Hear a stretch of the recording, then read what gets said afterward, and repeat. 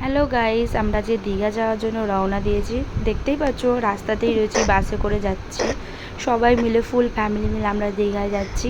বাসটা দেখো কত সুন্দর, সবাই মিলে কত আনন্দ করতে করতে যাচ্ছি। সবাই মিলে আনন্দ করার মজাটাই আলাদা। আর বিশেষ করে কোথাও ঘুরতে যদি যাওয়ার হয়, ফ্যামিলি মিলে যাওয়ার আনন্দ। আর দেখতেই পাচ্ছ আমার সোনা কত আনন্দ পাচ্ছে। ও অ্যাকচুয়ালি ঘুরতে যেতে খুব ভালোবাসে।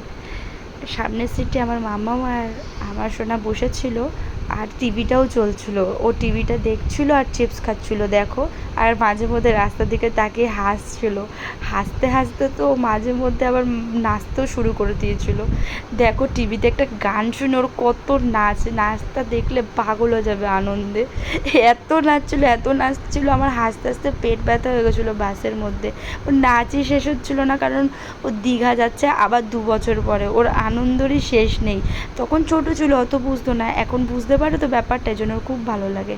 যেতে যেতে দেখো রাস্তায় একটা রিভার টাইপের কিছু পড়েছিল, আমরা দেখছিলাম দুজন মিলে রাস্তা দিয়ে তাকিয়ে।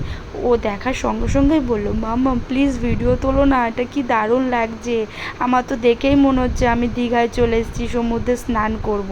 তারপর ওইখানে পৌঁছে একটা রিসর্টে গিয়ে দেখো আমরা সবাই হোটেল বুকিং করব বলে ওয়েট করছি, আর ওইখানে ট্রলির মধ্যে বসে দুষ্টুমি করেই যাচ্ছে। দুষ্টুমির তো শেষই নেই। আলটিমেটলি একটা রুম পেয়েছি, দেখো রুমটা কি দারুণ। 2টো বেড আছে, এসি আছে, টিভি আছে, 2টো বাথরুমও আছে সাথে। আর ও আনন্দের চোটে দেখো এত বকর বকর করছে, সারা রাস্তা বকর বকর করেও ও থামাথামির সিন নেই।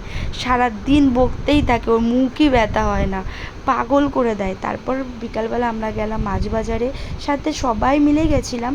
আমার ডোডোও গেছিলো, ও গিয়ে মাছ পছন্দ করতে গেছিলো। খেতে ভালোবাসে না, কিন্তু ওর জিনিস দেখতে খুব ভালো লাগে। ভেবেছিল তো এইগুলো দেখে ভয় পেয়েছিল প্রথমে। কাঁকড়া তো বুঝতেই পারিনি এগুলো কাঁকড়া, ভেবেছিল মনে হয় ওকে কোনো কাঁকড়া বিছেই কামড়ে দেবে, ও ভেবেছিল। অনেক মাছ দেখেছি, কিন্তু ওখান থেকে শুধু চিংড়ি মাছ আর কাঁকড়াই নিয়েছিলাম খাওয়ার জন্য রাতের বেলা। বাড়িতে এসে রান্না বান্না করা শুরু হলো। এই দেখো আমার মামা রান্না করছে, কাঁকড়াটা কষিয়ে কষিয়ে ভালোভাবে রান্না হচ্ছে। কিন্তু আমার সোনা কিছুই খায়নি, সত্যি কথা বলতে। ও দেখতে ভালোবাসে, খেতে ভালোবাসে না। খাওয়া শুনলেই উল্টো দিকে দৌড় মারে।